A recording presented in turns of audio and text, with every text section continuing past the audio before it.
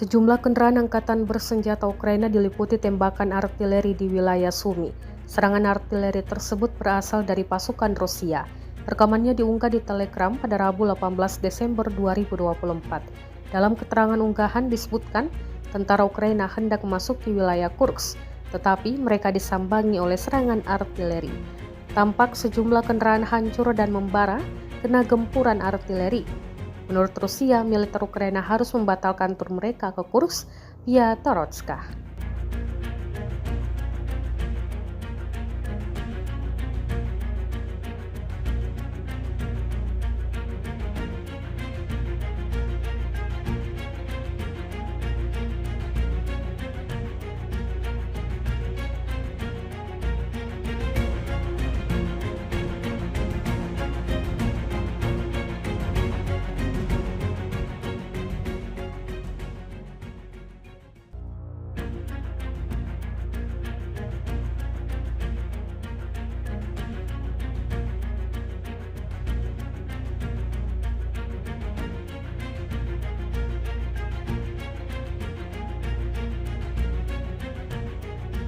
Download Tribun X sekarang, menghadirkan lokal menjadi Indonesia.